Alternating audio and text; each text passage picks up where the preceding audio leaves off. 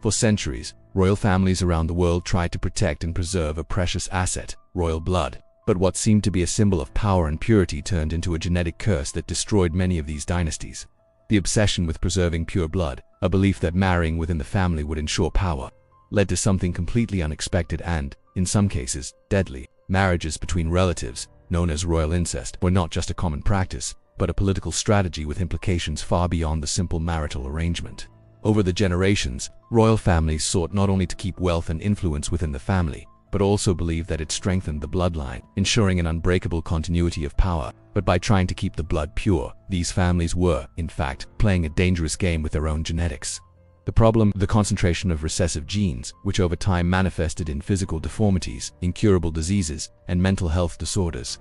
What seemed like a strategic move to maintain power actually became poison, destroying families from the inside out. Kings and queens married cousins, uncles, aunts, and even siblings, believing it would preserve their divine superiority. The result: a succession of genetic tragedies. It wasn't just emperors falling in battle, but sons, grandsons, and even great-grandchildren born with weakened bodies, compromised minds, and disastrous destinies.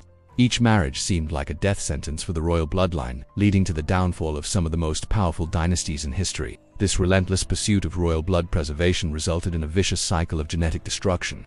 Historical records are filled with royal families who, in their attempt to maintain power, ended up destroying themselves generation after generation. Before we dive into the deadly secrets of royal families, hit that like button and subscribe to the channel. That way you won't miss any of the shocking revelations we're about to uncover. Let's discover together how power turned into destruction. As marriages between relatives became more common in royal families, the curse of inbreeding intensified, and with it, the genetic collapse of dynasties. Marrying within siblings, cousins, and uncles was no longer just an accepted practice but a necessity to maintain the purity of the royal bloodline. What these families didn't realize was that this obsession with maintaining royal blood was, in fact, the cause of an impending biological disaster. When inbreeding becomes a common practice, what happens on a genetic level is the emergence of recessive genes that, under normal circumstances, would remain hidden but, when passed down from one generation to the next, begin to manifest in fatal ways. Hereditary diseases, physical deformities, and mental malformations began to appear in the children and grandchildren of royal couples who believed their divine blood would make them immune to these problems. The most emblematic case of this curse was that of the Habsburg family. Over centuries, members of this dynasty married each other, creating such extreme genetic concentration that physical deformities became almost a trademark of the family. The protruding jaw, known as the Habsburg jaw, was a visible consequence of this obsession. Charles II of Spain, the last Habsburg, embodied the tragedy of inbreeding in his own body.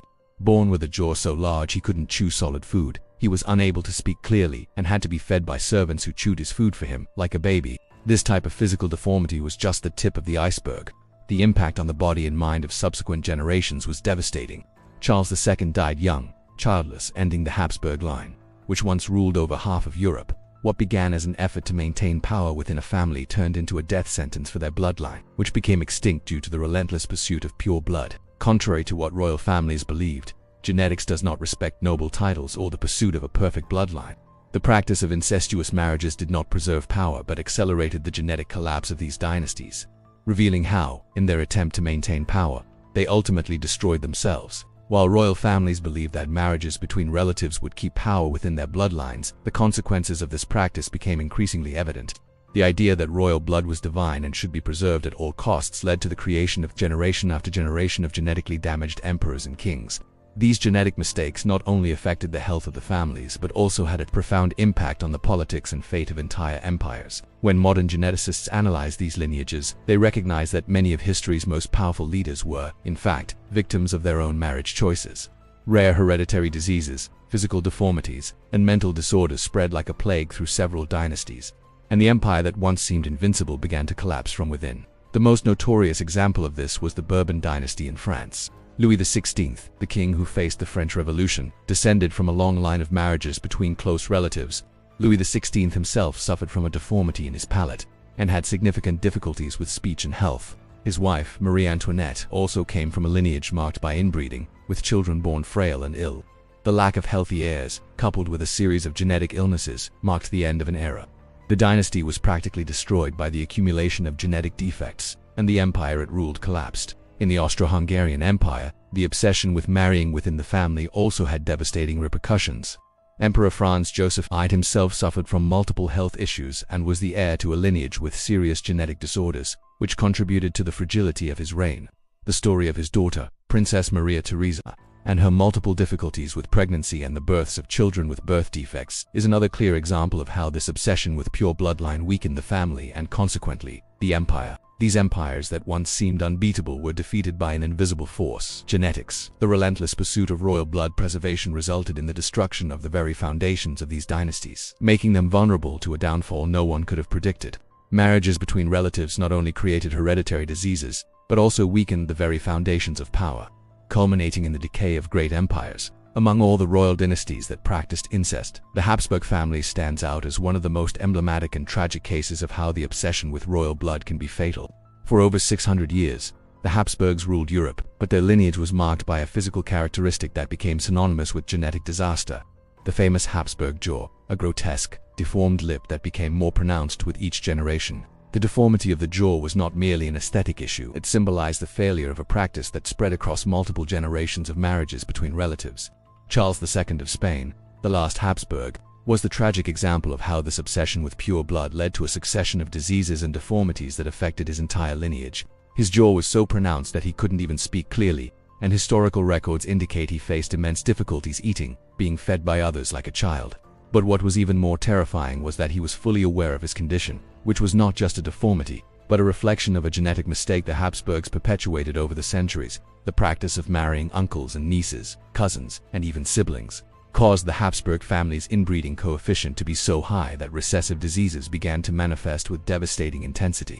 When Charles II died without heirs, not only was the Habsburg name extinguished, but one of Europe's most powerful families vanished, victim to an irreversible genetic mistake. The Habsburg jaw was not merely a mark of a royal lineage, it became the symbol of an inevitable collapse that dragged an entire dynasty into oblivion. What the Habsburgs failed to realize was that, in trying to preserve their power through consanguineous marriages, they were building a genetic flaw that would eventually destroy the very empire they had conquered. The royal blood they so carefully protected became their greatest enemy, and the Habsburg jaw stands as an eternal reminder of how the pursuit of blood purity can be the key to one's own demise. Cleopatra VII, the famous queen of Egypt, is primarily remembered for her alliances with two of the most powerful men in ancient Rome, Julius Caesar and Mark Antony. However, behind this image of power and seduction was a dark secret.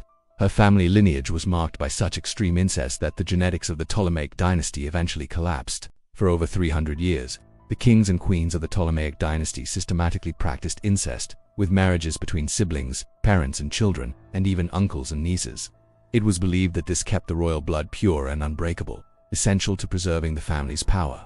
However, this practice ultimately had a devastating effect on successive generations. Cleopatra, daughter of a sibling marriage, was part of a line of kings and queens who, so focused on preserving power, destroyed their own bloodline from within. Cleopatra's children, with Mark Antony, Alexander Helios, and Ptolemy Philadelphus, were born with clear signs of the damage caused by generations of inbreeding. With health problems, physical disabilities, and uncertain futures, these children did not survive for long. The empire Cleopatra sought to preserve through her royal bloodline was, in fact, an empire doomed to extinction by genetics. While Cleopatra was considered an intelligent and charismatic woman, her own descendants were a genetic tragedy, a reflection of the incestuous legacy that her empire carried. The cult of blood purity led the Ptolemies to a dead end. To preserve power, they slowly destroyed it. Cleopatra, at the height of her influence, could not escape the consequences of a practice that seemed to guarantee her family's supremacy but, in reality, condemned it to genetic collapse. Her bloodline, instead of being a symbol of stability and strength, became a tragic example of how the obsession with power and genetic purity can lead to ruin. The pursuit of pure blood was not exclusive to a single dynasty or region, but permeated many of the great royal families throughout history. However, what seemed like a strategy to preserve power and stability in empires slowly transformed into a deadly curse. Over the centuries, marriages between close relatives and even within the same family caused the accumulation of genetic errors that contributed to the fall of some of the most powerful royal houses in history. The most emblematic example of this destruction comes from Russia. The Romanov family, which ruled Russia for over 300 years, found itself entangled in the genetic legacy of hemophilia, a disease that prevented the blood from clotting properly. The disease was passed on to several family members through marriages between cousins and close relatives. Prince Alexei Romanov, the heir to the throne, suffered from this condition, and a simple fall could have been fatal to him. The genetic condition that plagued the Romanov lineage not only ruined the health of the heir, but also weakened the confidence of the people in the empire. ultimately contributing to the family's fall during the Russian Revolution. In Spain, the curse of hemophilia also had devastating effects. Queen Victoria, grandmother of several European heirs, was the matriarch of the lineage that spread the disease to many royal houses across Europe. Her sons and grandsons, including the Spanish heir, suffered from the effects of hemophilia, and this genetic frailty became one of the most evident weaknesses of the Spanish monarchy.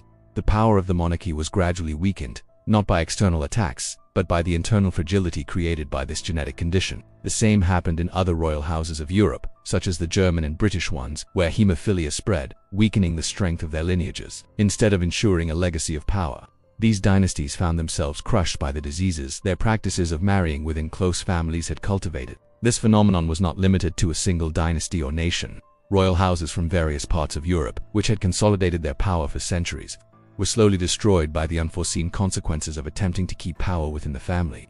The relentless pursuit of pure blood, instead of strengthening the dynasties, led to a concentration of genetic defects that inevitably led to the extinction of entire empires. When these great royal families fell, it marked the end of an era. The blood that was supposed to guarantee the continuation of their power became the key to their destruction. The cycle of consanguineous marriages that once seemed to ensure stability became the force that toppled these houses and their empires. And so, the lesson history leaves us with is clear. Genetic diversity is vital for survival, and the obsession with pure blood can be the very seed of ruin.